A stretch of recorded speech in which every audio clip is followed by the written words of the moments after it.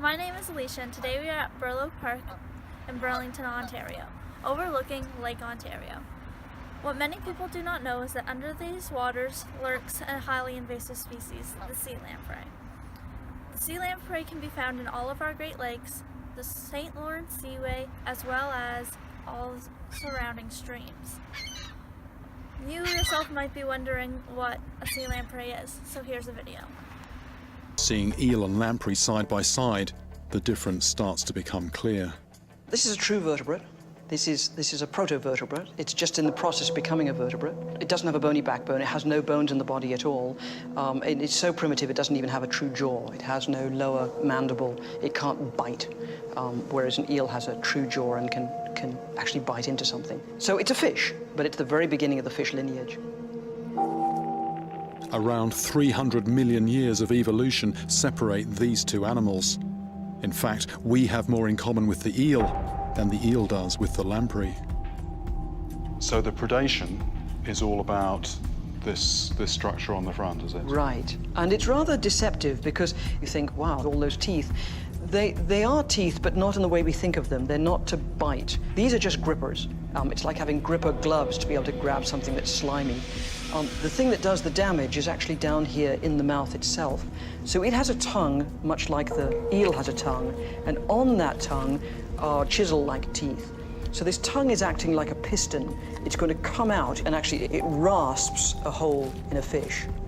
And again, it can't bite, so having rasped a hole into the fish, it's then going to use suction to suck body fluids, blood, and other material out of that hole. Now, sea lamprey aren't the only lampreys in the Great Lakes. In fact, Canada's waterways are home to 11 different species of lamprey. So you might be wondering what is so different about sea lamprey.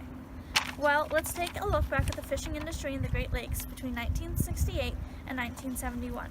During this time, they tried to release salmon and trout into Lake Ontario to try and repopulate a depleting population due to overfishing. But most of these fish that were released never made it to adulthood, and those that did were covered in lamprey marks. This is an example of a sea lamprey bite.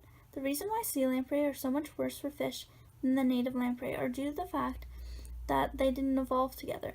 Therefore, they are more of a predator to our fish than the native lamprey, whereas in their native environment, they are more of a parasite that doesn't cause any harm. In 1972, they started using lampricide in the streams to try and kill off the larvae so that the population would hopefully decrease over time. And it did. In 1972, there were far more fish reaching maturity in the Great Lakes and far less lamprey markings. The lampricide was put into all the streams surrounding the lakes as well as the St. Lawrence Seaway, which is where the lampreys go to reproduce. Now, lampricide does not affect any other organisms other than lampreys, but remember how we talked about the 11 other species of lampreys in Canada? Well, the lampricide affects them too. For example, the silver lamprey, which also lives in Ontario's Great Lakes, are considered at risk. In a report by Fisheries and Oceans Canada, the main reason listed was due to the lampricides put in their streams where they too spawn. They also get trapped in the lamprey traps that are placed on some of the openings to the streams and different parts of the river, as well as the connections between the lakes. Now, if these sea lamprey are so invasive, you may be wondering how they got into our water systems in the first place. The answer is simple: through the canals and locks created to allow ships into the Great Lakes.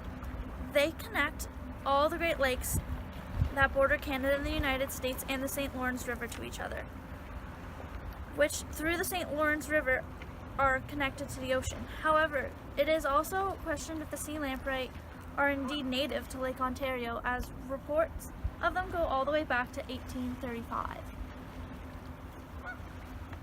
Now, there are more ways to control sea lamprey populations, including using traps as well as catching males, sterilizing them, and then releasing them back into the water system. That way there's a lesser chance of them mating with a male who is able to reproduce. However, the issue comes with it is not as effective as using the lampricides. As someone who grew up in this area that is so affected by sea lamprey, I never heard about them before. So it got me thinking how many people in the area truly know what a lamprey is. And of those, how many know about the sea lamprey and the issues that affect our Great Lakes, which are so close to home, as well as the St. Lawrence River. Do you know what a lamprey is? No, I don't know what a lamprey is. Hey Court, What? do you know what a lamprey is? Nope. Do you know what a lamprey is? No. As we just saw, many people in the area don't know what a lamprey is. But the sea lamprey aren't just an issue in Canada. As you can tell, all of the Great Lakes as well as the St. Lawrence River border both Canada and the United States, causing both countries to take action against them. Those in the area should be informed about the issue of the sea lamprey, especially since I myself played in streams where they use lampricide, which is a chemical, when I was younger. It also should be known that lampreys are in our lakes because many people do swim in the lakes, and as we saw in the video, they can attach themselves to humans. So I think it's very important that the public should have the knowledge of what a lamprey is and that they are an issue in our lakes. To conclude, lamprey are a huge issue in both Canada and the United States waterway, affecting the Great Lakes as well as the St. Lawrence River.